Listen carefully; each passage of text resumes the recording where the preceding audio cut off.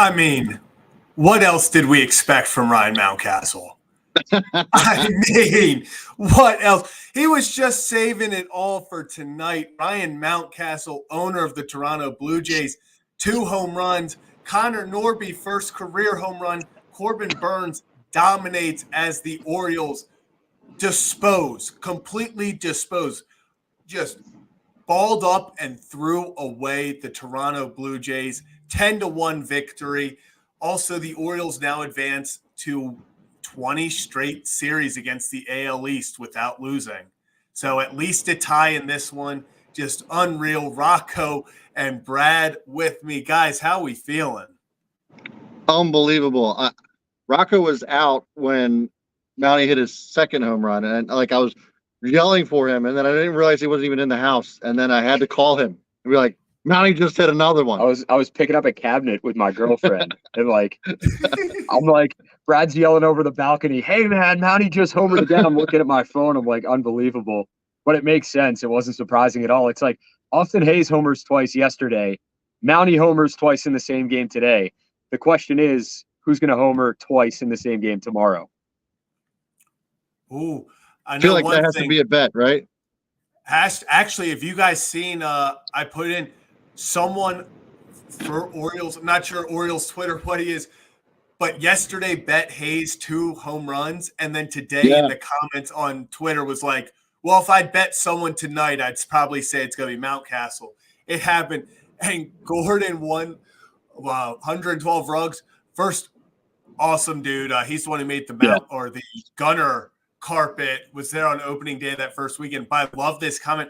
What a weird comment last night by the Blue Jays manager. It was one of those situations you just stopped talking. Like, he just kept talking and digging himself more and more, and then he tried to backpedal, and he's like, wait, by the way, I'm not saying they're not a good team. They're a really good team, but they're not the 1927 Yankees. And every reporter was just confused what rant he was trying to prove. It was just one of those where it's like, dude, seriously, stop talking. If you just stop talking mid-sentence, no one would blame you right now. But let's get into tonight's game. We'll start over before we get all horny with the offense. How about Corbin Burnes, baby? Corbin freaking Burnes. We talk about it all the time. Pretty much, I feel like past 3 or 4 starts, it's just we sound like a broken clock because we just keep saying that's why you went and got Corbin Burnes. Go out there, 7 innings, 1 run ball, strikes out 5, only 4 hits. He just looked like, even at times when he wasn't dominant, there were times he didn't get the big strikeout numbers, but he still went out there and just got the win and shoved for 7 complete innings. Yeah, I mean, look, it was unbelievable. I was pissed. And Rocco knows why. Because it happened to me again, Zach. I was 2 strikeouts away from hitting my parlay. I got everything else. Mountie got the hits that I needed to get, and run differentials, everything. All I needed was 2 more strikeouts from Corbin Burnes. And look, can't complain because that Corbin had a night. I mean, if he was so close to probably pitching on a complete game, but I mean, it's just a stellar night for the Birds all the way around. Yeah, and if you give Corbin Burnes any sort of run support, good things are going to happen. Yeah. And the O's gave him plenty of run support tonight. He had 1 earned. It was that homer. Correct me if I'm wrong. And then, he goes out and he's good the rest of the way. So that's what you want from your ace. You want him to go out there and dominate. And that's what Corbin Burnes did again tonight. And we're seeing him continuing to stack these starts and continuing to string. I mean, the guy really hasn't had that bad of a start this season. He's had maybe some un-ace-like starts, if we want to even characterize it as that. Yeah. But that's still a good thing for any normal pitcher. Corbin Burnes is anything but normal. He's fantastic. He's the ace of this ball club, and he continues to go out there and do his thing. And I think Michael with this comment, Elias needs to call Boris every day to extend him. The guys that we've talked to, I think it was Buster Olney, Jeff Passan, the guys that we've had on this show in previous episodes, they were both kind of in agreement saying that Corbin Burnes is and cover your ears, those fans. He's probably going to test free agency because he's a Scott Boras guy. But hopefully, maybe you can hold on to some sort of hope that the O's can get a deal done with him, extend him, and keep him here for the long haul. Because wouldn't that be something? Pockets are deeper now that we got new ownership, and so it wouldn't surprise me if they open up the wallet for Corbin. No, wouldn't surprise me at all. And I want to give a shout out to Brandon Hyde, because something that I've criticized him on, and I see a lot of people every day on Twitter, when you talk about the guy going out and pulling pitchers too early. Everyone and their mama wanted Corbin Burnes to finish that 7th inning, and Hyder starts walking out, and you're like, oh boy, here we go again. We're going to get another random reliever to throw 2 pitches and then come out of the game. He goes out there, has a conversation with Corbin. I'm assuming he goes out there and says, hey, do you want this batter or not? And knowing Corbin Burnes is going to look him in the eyes and say, give me this effing batter. That's what he did. Corbin goes out there and gets the win. Yeah, you love that, man. And it's like, what's that? Oh, yeah. Shout out to Jim.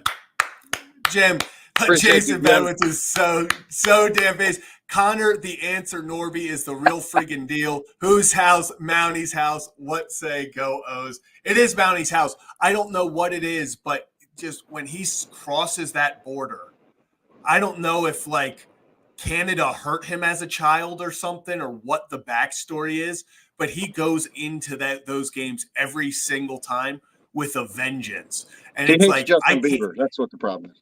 Yeah, and it's not even that he's like just barely getting balls over. That second home run was murdered.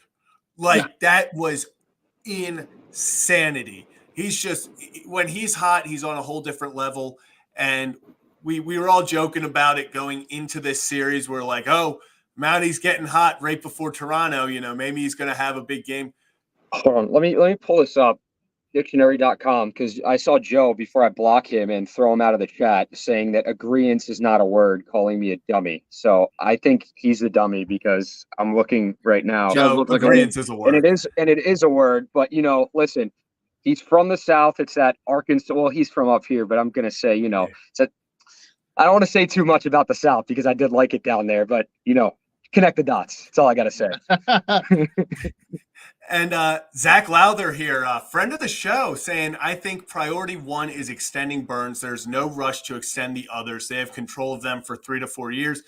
I agree. I think right now, especially in this window, because people always talk about the Orioles window is super big. That's correct. I believe it is. But that doesn't mean you don't do everything you can to win in the short term. I love what they're doing, and I would love for them to go out and sign Corbin Burnes for an extra 2-3 years. It doesn't have to be the 7-year, $300 million contract, whatever he's going to be asking for. There are ways where maybe you overpay a little bit, overpay. You give him extra money, and it's only a 5-year deal. It doesn't have to be these, what the Yankees made famous of, hey, we're going to sign you for 12 years, and we're going to hate our lives the final 3 years of it when we just have to pay you for not playing. I think they get something done, and I really think, especially after this season, Corbin Burnes is going to feel like he wants to compete with this group, because who wouldn't? You got this young group of guys that's so dominant already. It's just, I don't know how you wouldn't want to be a part of that. I want to bring this up from Jacob, and, we're always open to having a conversation on this show and whatnot. And he just says, I just don't think extending Burnes is an option. Jacob, drop in the chat. I can assume why you're saying that because of the other guys that are up, but explain more, follow up on that. Why do you think that's not an option? Because we'd love to hear your response and have that conversation right now on the show. And you guys can continue that on in the chat. But I mean, keeping him here, it might not be priority number 1, but I think it has to be priority 2 or priority 3. Obviously, everyone wants to extend Gunnar, extend Adley. That absolutely needs to happen before anything, because keeping those guys in Baltimore for the long haul, especially what they're doing right now, Adley is like the cornerstone or the centerpiece, whatever you want to call it. And Gunnar's just a superstar. Not that they're both not, but these guys are just unbelievable. So keeping them there it's got to happen. And then Burnes as well, if you can hold on to him and somehow keep him in Baltimore, obviously that would be fantastic too. I think this fan base would be more than happy if they could keep Corbin Burnes here for the long haul. Absolutely. And I did want to shout out just another Quantum Wave. Yeah. Gifting a Ryan Ripken membership. Appreciate you guys. Hit that join button if you're not a part of the crew already. But yeah, look, it's going to be a challenging time, I think, for Elias to try to juggle all these contracts because there are so many good players. But that's later on down the road. Talking about tonight, we haven't even really gotten into the Conor Norby story, and that his first major league hit just happens to be a jack. And in fact, Rocco tweeted out earlier today that it was the 12th Oriole to do so, and since 2022, it was what, Gunnar, Heston, and now Conor Norby. Since 2022, their first major league hits happen to be jacks. So it's just unbelievable what this group is doing. I have a feeling this won't be the last Oriole, maybe even this year, to do that. Yeah, man. And that's shout out to Nate Rowan of the Orioles PR department. Fantastic. I texted him. I was like, hey, Nate, we know that Heston, because Joe was blowing up our feeds and we saw him do it. He was one of the players to do so. First hit, first home run for the O's. And then Gunnar was the other one. Because remember the helmet popping off and the immaculate flow just waving in the air as he rounded the bases. Like every O's fan remembers that image and that picture and just him rounding the bases right there. But he told us, Heston was the 11th to do so. And they had it in their notes last year, and Norby becomes the 12th. But how about that, man? Just a memorable swing of the bat for him, a moment he's going to remember for the rest of his life. This fan base is going to remember for a very long time. And people said this guy comes up, he can hit. I mean, he hit at the minor league level, and there were no secrets there. But you always wonder how guys are going to handle the major leagues, the best of the best coming in. And Conor Norby in his second game, I mean, incredible stuff to be able to do that. And hopefully he continues to build off that going forward and continue to get hits, continue to have home runs, and be the hitter that this fan base knows that Conor Norby can be. Yeah, absolutely. Gordon Ruggs here also with the interesting question. Says, with the All-Star voting open tomorrow and trade section of the season coming up, what do you see playing in Arlington? Who do you see playing Arlington this year, and who are some legit trade pieces for us to receive and deal with? I think this is an appropriate question right now just because of what we're seeing from the ball club. Rock and I actually talked about this earlier this evening about this too, and it was just,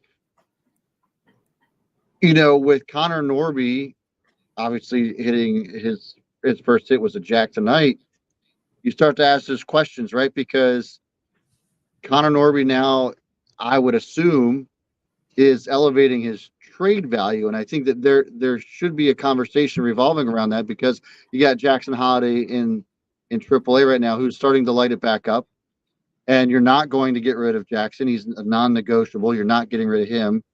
So if Conor continues to produce, what do? I think that he's certainly, I wouldn't rule him out as a potential trade option before the deadline.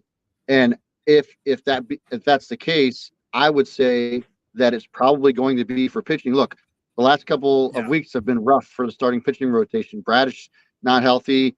John Means is out for the season. Might be for the rest of his career. We don't know, but that's certainly on the table, I would imagine.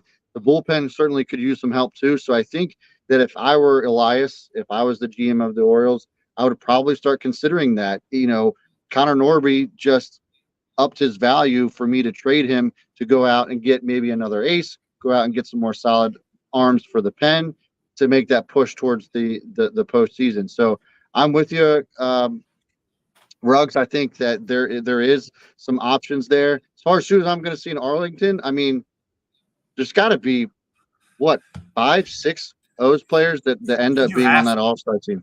It could look similar to the Rangers last season when the majority of the infield was just Texas players right there that got voted in. But I will tell you this, O's fans, you don't want to let what happened last year happen again. Vote for the O's, vote early, vote often. And if you want your guys there and you want your guys starting, be on the ball and vote and tell people to vote and put it out there as much as humanly possible, because that's how you're going to get these guys to the game. I mean, Birdland is going to play a huge factor. I feel like a lot more of baseball fans are catching on to how good this team is, because the O's kind of flew under the radar despite winning the AL East last year, despite winning 101 games, despite getting that overall 1 seed. People were like, oh, who are some of these guys? Obviously, you knew Adley. People were starting to really get to know Gunnar. Obviously, he won the AL Rookie of the Year, but now you have superstars on this team. You have guys that are hitting the absolute crap out of the ball. It's like baseball's going to know who the Orioles are, but it starts first and foremost with Birdland getting them to that game and voting them in. Yeah, absolutely. I actually was thinking about this too, of who we could see in the home run derby. Gunnar obviously wasn't there last year. Adley was, and we saw he put on a show as well.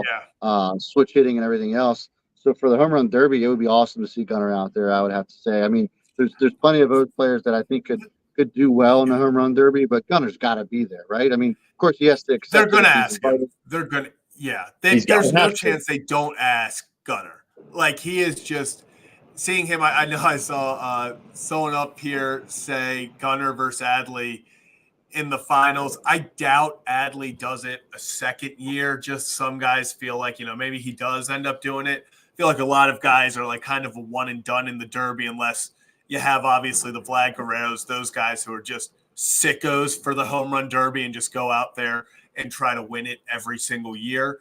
But I think right now there are three guarantees. I will call them guarantees because even if the fans fail and we don't get them as starters, they're going to be in the roster no matter what, or the All-Star game roster no matter what. That's Corbin Burnes, Adley Rutschman, and Gunnar Henderson. Yeah. Joe said it perfectly here. Orioles infield, Yankees outfield is your starting AL All-Star lineup. You really could do that. It really would make a ton of sense. Love that comment. All right. This is actually real quick in the comments to our friend of the program, Zach Lowther. I want to ask you if you saw the catcher's interference on James McCann, Zach, and just kind of a quick, like, have you ever seen that before where the batter is just blatantly in the batter's box and the catcher, like, it's almost like the NBA where they pump fake and go into the guy and just toss it up. Like, he literally bumped into McCann and then just dropped the ball in front of him, and they gave him the out and the guy went back. I've never seen that before. That was one of those situations where even the commentators were like,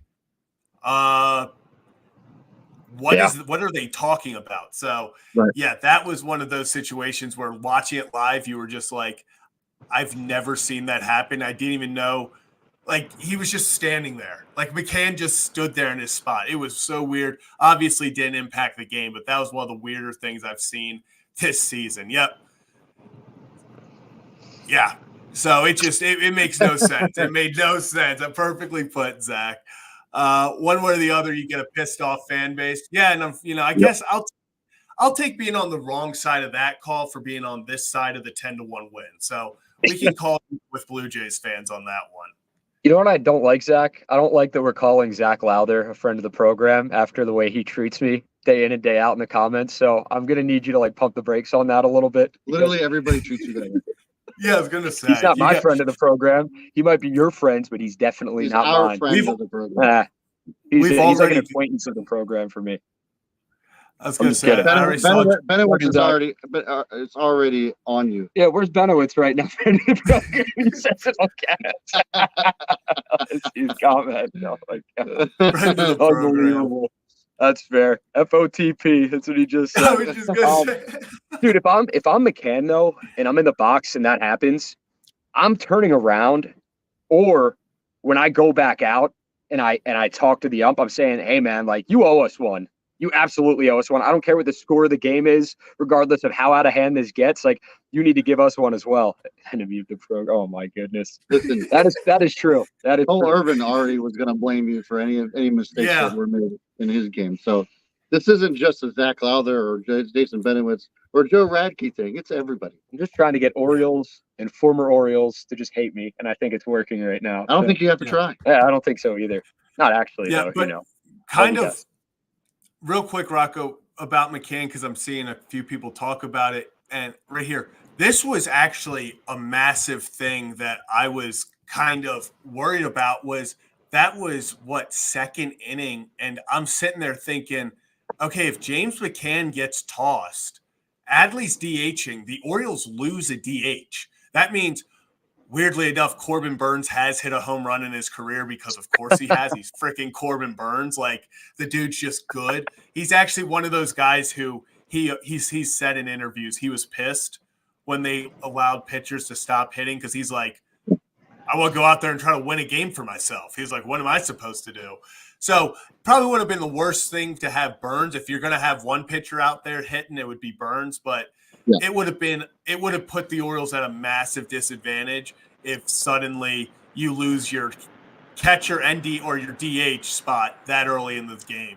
You think that McCann, he's such a vet and he's so aware of the situation that he just bit his tongue and didn't say anything at all? Yeah, probably. Yeah. Yeah, and I think it got to the point where you could see he was very cool, calm, and collected for most of it, and they started kind of jawing at the end, and Orioles bench coaches immediately came flying out and were like, yeah, James, let's just get you back to the dugout right now. You're good. I saw Gordon said the call was pathetic, atrocious, even though he called a decent game at the plate. He was that call was so terrible. Gordon, I also want to take this moment. Look, the studio, there's several artists that have made their mark on the studio. And so I want to extend an invite for you to make your mark on our studio as well. If you care to put a rug in our studio, we will promote the shit out of you. So you can make one about him too. As embarrassing as you want, but low key, we would love to have a rug of yours in the studio. And if you haven't seen Gordon's like rugs on social media, I think it's Gordon 112 rugs on Instagram and X as well. Gordon, drop your handles in here. Yeah, because they're fantastic, man. I met him, ran into him, I think opening day. I was doing live shots outside of Camden Yards, and he comes by with Zach's there. He's like, dude, you got to see these rugs right now. And he came through and he had the Gunner one. And that was the one the Orioles social media posted. Yep. And it was him and Gunner holding the Gunner rug up. And it was so sick. So talented guy. Yeah. Follow him on all platforms. Yeah. It's sick. His stuff's awesome. Yeah, I have Gordon's number, so I'll reach out to you, Gordon. I know we've talked about potentially doing a rug thing. So I'll send you a message here in a few. But yeah, Gordon, as talented as it gets, like it's crazy how he's the guy who did the Lamar rug, like you said. Like, just if you go check out his work because it's really cool. We have a local artist, Vinny Hager, that did an entire mural on the whole back wall. That wall you see behind Ryan on our regular shows, the entire wall, and it's an incredible one. So, like I said, we got artists that have made their mark in the studio. We'd love to have his in there as well. Yeah, no, that would be awesome. So let's talk a little bit more about some I don't want to call them underrated nights, but it just feels like they're underrated nights solely because we had Norby go yard, you had Corbin Burnes go 7. So much good shit happening. Yeah. Austin Hayes, another double. I mean, it feels like we're back to 2023 first half. And hey, Gordon, there it is. His IG is at thereal.112. We appreciate you, Jordan. God, Gordon. That would be awesome. Gordon. Oh my God, sorry. Listen, it's okay because Zach makes terrible spelling mistakes and he does it speaking as well. Bad. So it's just like programmed in his brain. Don't blame him. But unbelievable. I don't know why I was. Yeah. I was sitting there. I was like, why are they yelling Jordan at Gordon at me? I was like, what? Yeah, there you go. Yeah. So Tony Taters also had a RBI double. Brought Adley in. Also scored a run. So, I mean, everybody was on one tonight for sure. Yeah. With Hayes, when he had that slow start and then, he went on the IL, was dealing with that, it was tough because everyone was frustrated and they're like, where was the Austin Hayes from last season, the one that went to the All-Star game? Because it's like he disappeared. Yeah. But then he was dealing with the sickness, the weight loss. And you know what? Hindsight is 20/20. And we're not saying we told you so because we're not those types of people. But Ryan did say it, and it was along the lines of Austin Hayes is going to figure it out. And, Yeah, Ryan told you so. We say that sometimes, and maybe it doesn't happen. But with Austin Hayes, I feel like a lot of us truly believe that Austin Hayes was going to figure it out. And it was tough because he was in the situation where Colton Cowser was hot on his tail, ended up winning Rookie of the Month. And it was like, you can't take Colton Cowser out of the lineup at that point in time because he was hitting the cover off the ball, and his stats proved it. And Hyde, he had a great quote the other day. He's just basically like, it was when – I think it was when Hayes had the home run, or no, you know what? It was when he had the RBI to start the rally when they were down. I think in the 6th inning, they're down 1-0. He had the RBI to tie it at 1, and then they ended up winning. It was a 3-1 game. So he said, like, for a guy to be in that situation, and basically along the lines of making the most out of his opportunity, it's great to see. Yeah. And that is something that is great to see, because everyone roots for Austin Hayes. Austin Hayes is such a likable player. Not that any of the guys aren't, but he's a guy that was one of the voices in the clubhouse last year when the Orioles were on a tear and going to the postseason. And even after they lost, he was one of the first players to talk. So to see Austin Hayes kind of get his swagger back, like the video, I got my swagger back, like that is Austin Hayes right now. So hopefully he can keep that up and build off that momentum going forward and get back to the form he was in before the All-Star break last season. Yeah, perfectly said here by Orange Bird. Says you need vets like Hayes and Mateo to do their thing and lead 100%. And, I saw somebody asking about Seti too, like about where he's at. And so same thing, right? Like, even though Seti's not playing up to even his standards, I would say that just having that veteran presence in the locker room means everything. So it's you can't put a price on that for sure. We don't know where Toe Striker is, but thanks for the donate, Joe. I'm sure he'll be showing up with his feet on camera. So I would imagine that you won't be disappointed before the end of the night.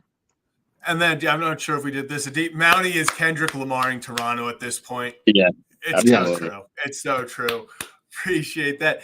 I will say, I think my favorite Austin Hayes moment tonight wasn't even the double. It was after he got hit by that pitch and it just hit his jersey. And a guy's hot when he starts MFing the whole bench. He slammed his stuff down, and you could see it. You could read his lips walking down to first base. He's like, motherfucker, I just want to fucking hit, motherfucker. And he just starts going off, and he's like, what the fuck? I just want to fucking hit right now. And I feel like that's all the Orioles right now. Like, it's what Gunner's doing is feeding onto the other Orioles. Everyone's like, as much as I love getting on base, we've talked about it, these guys don't want to take walks. They're like, I want to go up there and hit when I'm feeling this good. I want to go put one over the fence. Yeah. And that's some work. So that's what we're going to see, Zach. What you kind of alluded to it. It's the Hayes hit by pitch is going to be the Gunner getting walked progressively as the years go on. He's just going to get, you love the fire, because I feel like this lineup, they do just want to hit. They want to prove that they're one of the best offenses in all of baseball, because that's what we were saying about them before the season began. They have the bats, they have the talent, but it's time to show it. And these guys want to show it right now. This is a month where they're going to have a lot to prove. And it is a 162-game season, and it's still early on in the season, but they are playing some of baseball's best teams. And to go out there and to dominate, and you know what? I feel like a good month of June would be finishing above 500. But to the Orioles, I don't think they feel that way. I think they want to go out and dominate this month, dominate the opposition, and prove why they're one of the best teams in baseball and really make a run before the All-Star break as well. I was thinking about this too, and obviously we've talked about it since the release of the schedule about how the O's only get one day off in June. But we've talked about this before. Whenever there's like extended breaks, you kind of start to lose it a little bit, that momentum. So you almost have to wonder that, while this could be a gauntlet of a schedule for them, keeping just that consistency each and every day throughout the month could end up being beneficial for them. We've seen that work for them in the past. So I'd be curious to see what the end of June does look like for the O's. Yeah, and it's so funny to think about. Do you guys remember when the Orioles, who got swept, 12 games ago, the Orioles got swept by the St. Louis Cardinals, who, fun fact, season was over.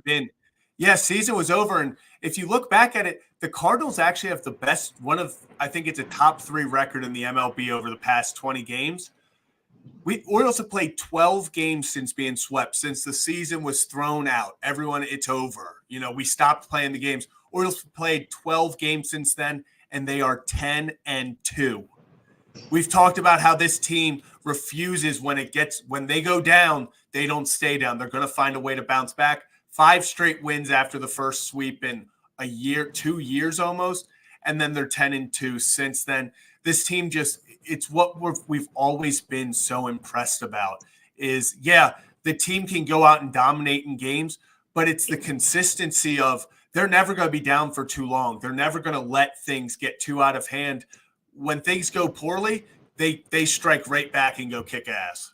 Are we going to look at that series? Like I said, I know it was early.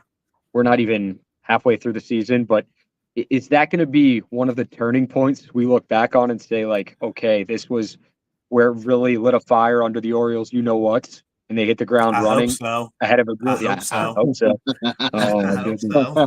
Yeah, dude, because they're dominating right now, like you said, 10-2 since then. They're continuing to dominate their division, the AL East, just stringing together series win after series win after series win. And that's what you want to see out of a team that just won 101 games, just went to the postseason, man, last year. I think the Orioles are out to show everybody that this wasn't a fluke, that we're here to stay. Yep. And they're doing so this season, and hopefully they can continue that run going forward because it's an exciting team. I think what did the projections have at the beginning of the season? They had them as like a 95 win team, and I think third in the AL East. They'll be a 100-win team again this year. I believe so too. I got money on it, so.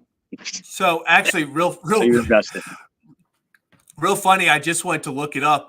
Orioles are 13-4 versus the AL East. They're also 13-4 versus the Blue Jays in their last 17. Talk about something of for a while, I kind of considered it a rivalry. I did.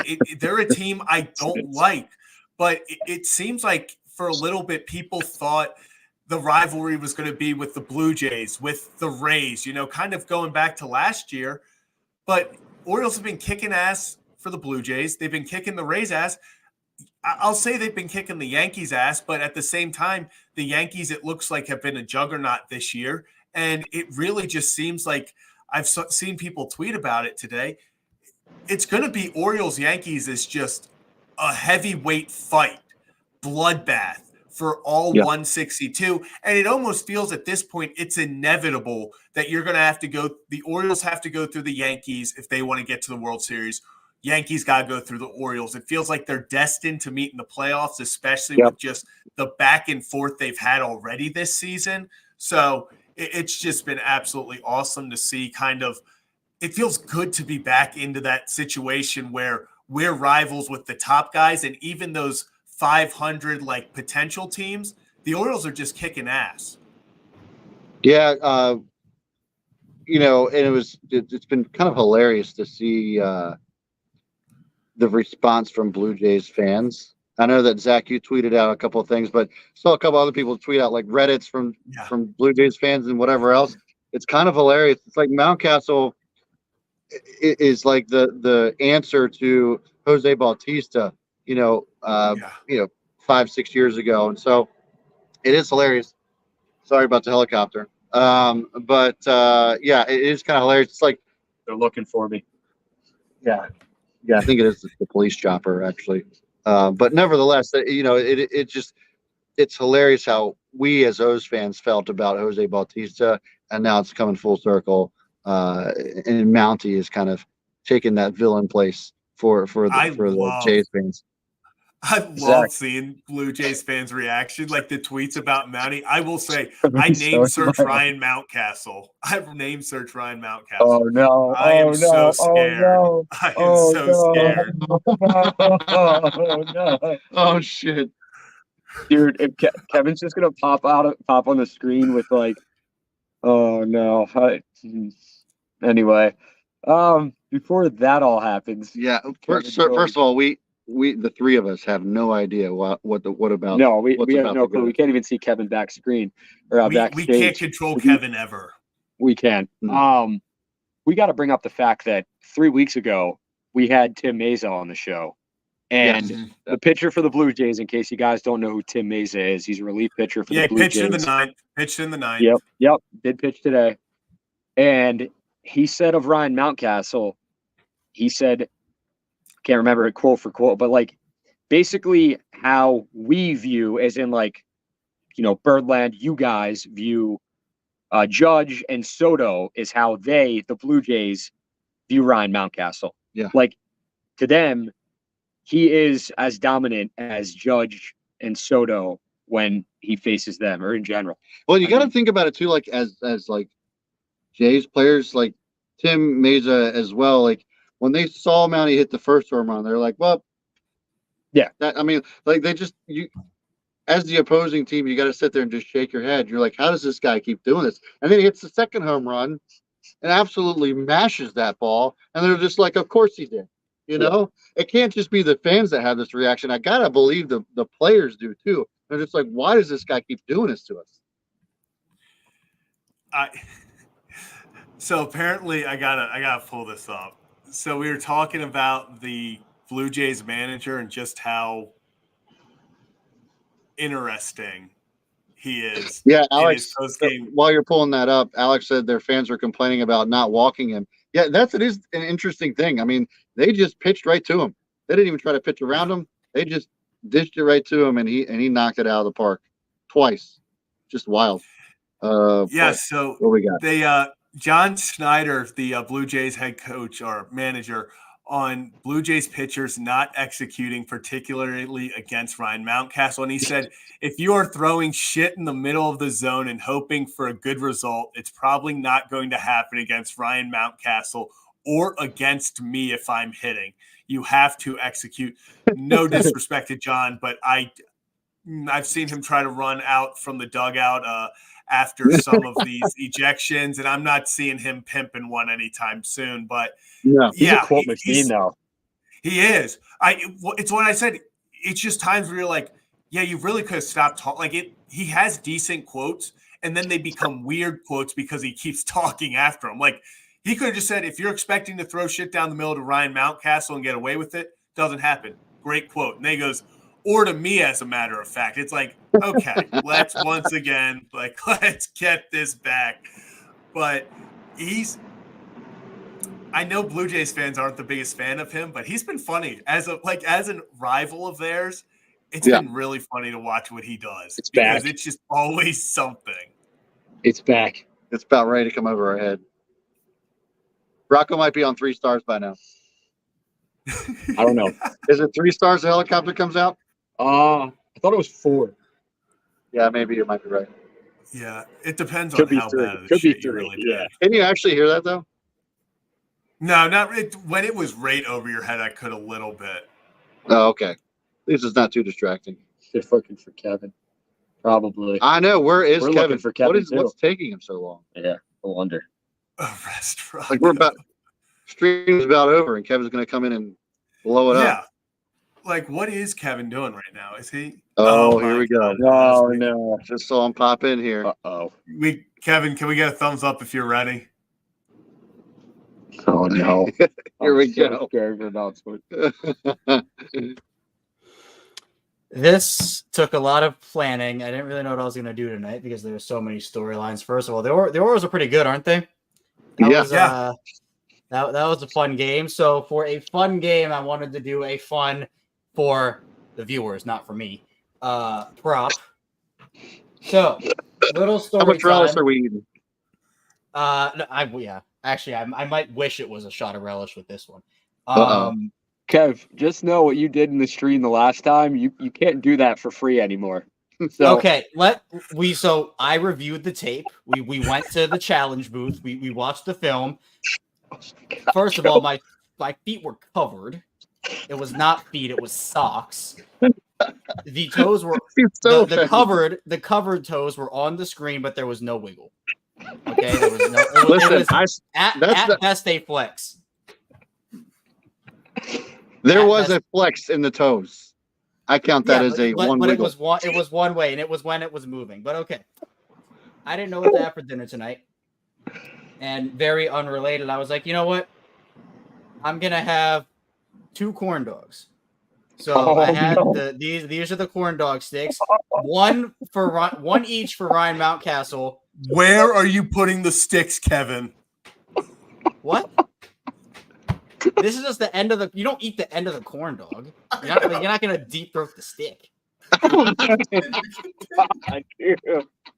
Oh Oh, but that's not it. All right. Oh my God. Each one of these corn dogs. He did not just say that. This represents one of Ryan Mountcastle's homers. Now, no. I have a full corn dog here for Conor Norby.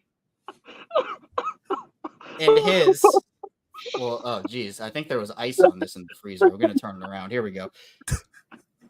This is for Conor Norby, but they're playing the Blue Jays, right? Maple syrup. We're gonna put syrup on this corn dog, and we're gonna eat it. Oh my God. This is the content you came here for, ladies and gentlemen. I think we've had 40 minutes of baseball talk, so I think I'm in the clear to Yeah, you're in the clear. mess around for 2 minutes. Oh my God. Corn dogs one podcaster. Okay, let's not get too crazy, everybody. Okay. This is Kevin Actor. You know what? Ryan's gonna be so pissed that he slept through the game. He slept through this live stream. He's gonna be so upset. I'm so scared. Rip picked the worst time to go to Europe. All right. We We have the syrup on the dog.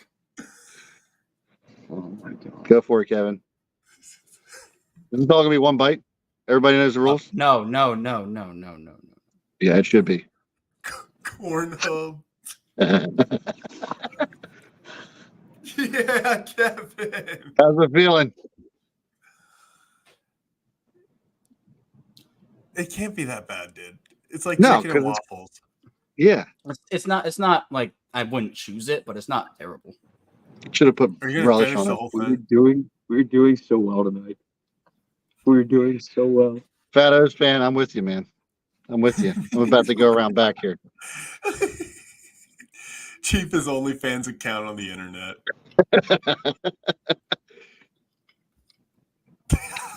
You look like you're straight up not Kevin, having this a good isn't time. gonna look good at the pearly gates, bro. You guys have no idea how many screenshots I'm about to take when the stream is over. That one right there. Oh my God. Corn dog ASMR. Corn hub. Yeah, I like that one, Joe. Corn hub. Well done. Well done. Good Well job, done. Kev. Good Well job. done, Kevin. Very proud of Proud of you, Kevin. you. All right. How about them oath, everybody? How about them oats? Corn strikers. With your toes. Listen, Rod. I do not have socks on right now. We're not showing the toes. It's not. It's not me. Unbelievable. So what do we talk about Orioles wise? We've kind of covered things. I was gonna say we've covered a lot of it, but let's go. There's not many. I want to do one up, one down, but there's not many downs. Like down maybe. Took a screenshot. Oh my God.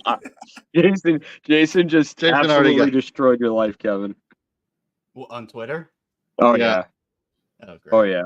Oh Not no! Oh no! Oh yeah. Yeah, we've had to. Casey was quick to Twitter last night with my sock debacle, and now Jason with the corn dogs. So. Yeah. Oh, that is corn dog rug. Yeah, you're not getting a retweet from me, Jason. That doesn't see the internet. Oh my God. I'm not putting this out to my audience. Let's get back to talking baseball, boys. Who wants to start?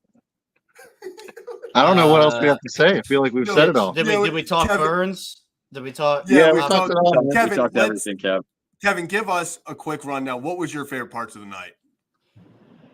I mean, has to be Mountie. I mean, the actual favorite part was Conor Norby. Like him getting that and just being able to get a hold of that ball.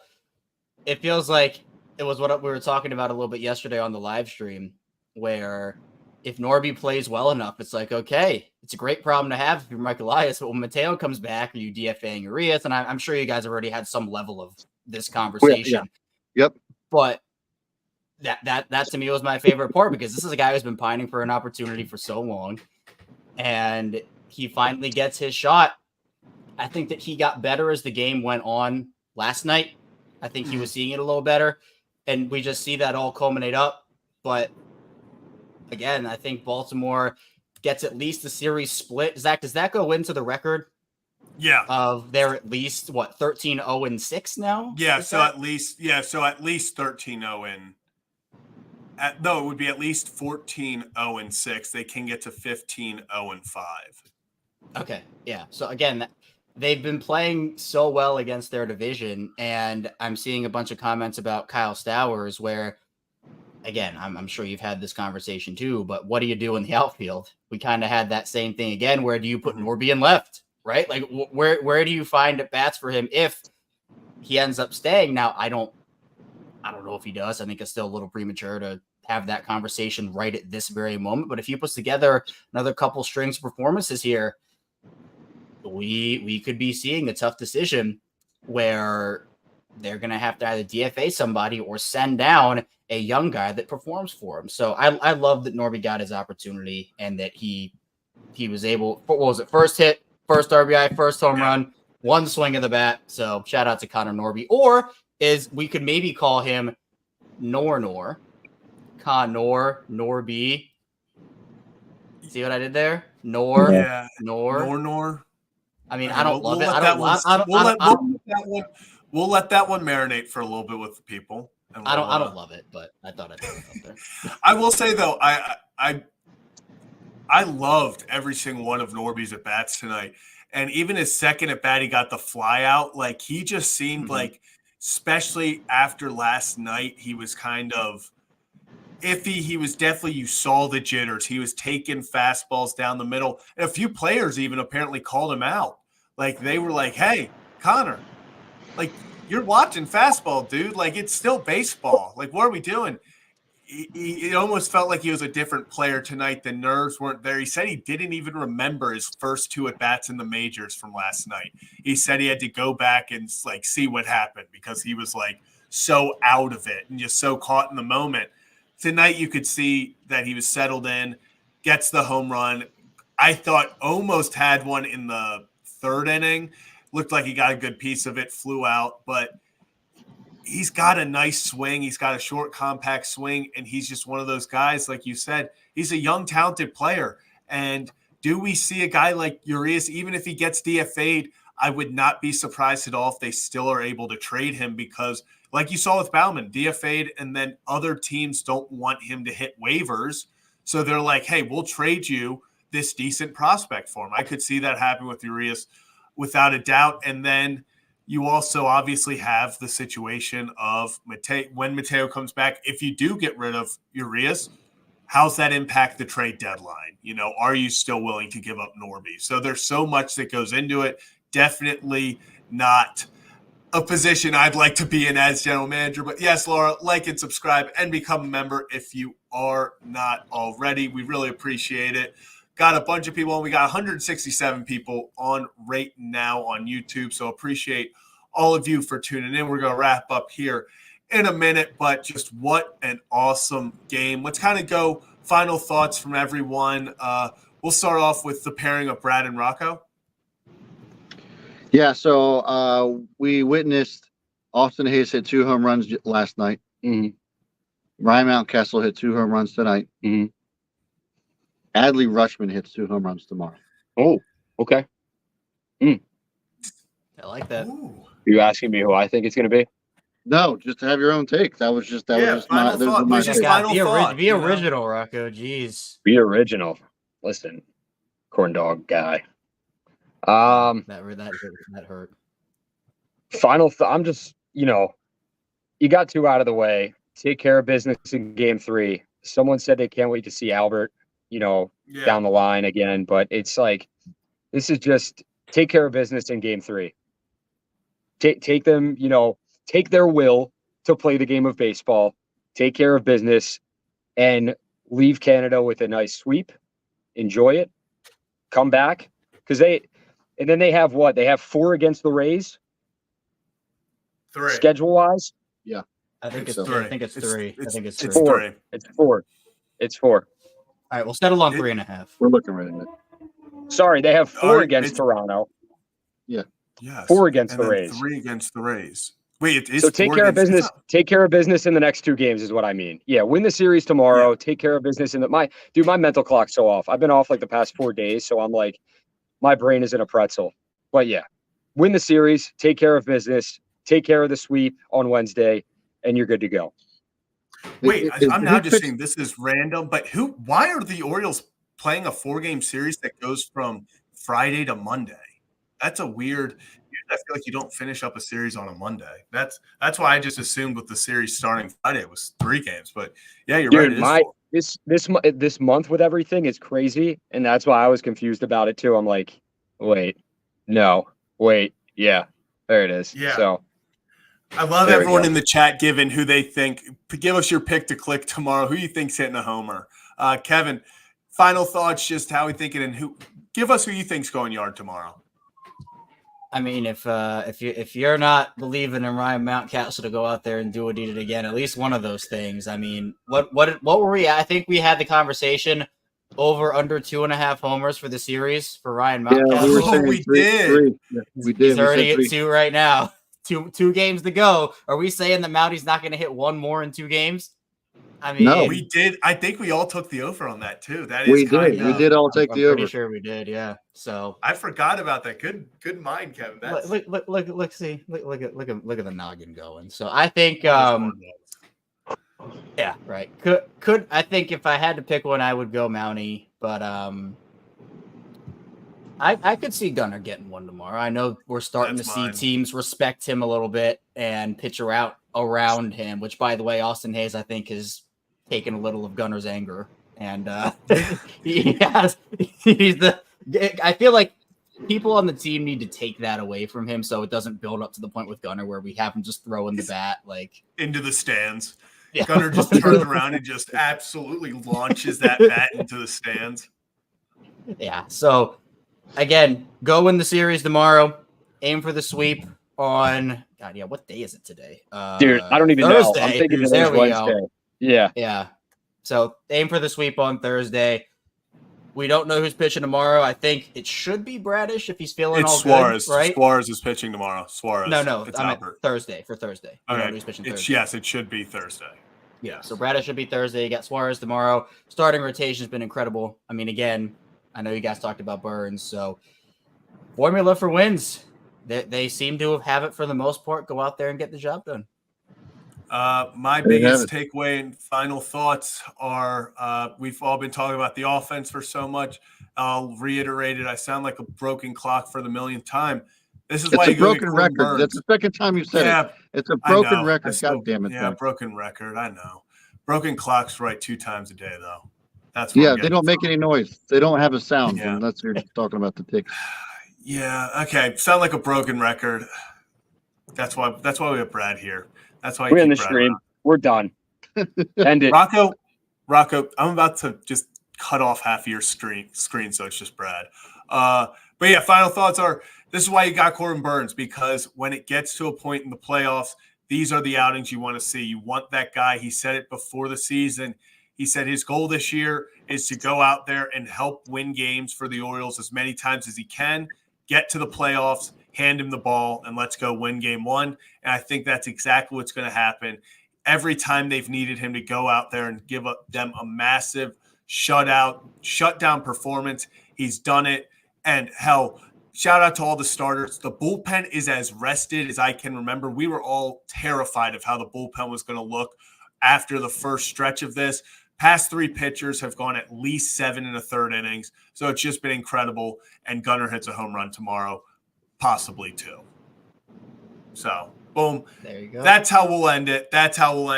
But thank you for tuning in. Remember to like and subscribe. We go live Mondays and Thursdays for regular shows after every Orioles game for post-game recaps. But yeah, so that'll do it. We will see you tomorrow after the Orioles take on the Toronto Blue Jays. Bye, Joe. As Joe, as Joe gets, I think it just removes the comments. They can still watch Rocco. Well, he's got 2 because he smartened up a little bit. He has his YouTube account and then he has his Twitter. So if I ban one, I got to ban the other. But it's getting to that point where I can't do both at once. So it is what it is. I absolutely love it. Awesome. So we will see you all tomorrow after the Orioles game for another edition of the post-game Ryan Ripken show. No. Jason, I didn't care. It's okay. I was just kidding. It was funny. Jason, listen, man. I will say, I give you credit. It was the most unflattering picture anyone has taken of me. The best part about it, anyone else can take that picture, and I'm sure it'll be back up on Twitter in the next 10 minutes. So yeah, crop it, make it better, crop it, and zoom that shit in. Somebody has to teach you. You know what I'll say, Jason, is it was revenge for me not knowing about a meetup that Zach didn't tell me about. So there we go. Now we're even. Perfect. All good. All well that ends well on the Ryan Ripken show. So we'll see you tomorrow. We'll see you tomorrow. Okay. Peace out, everyone.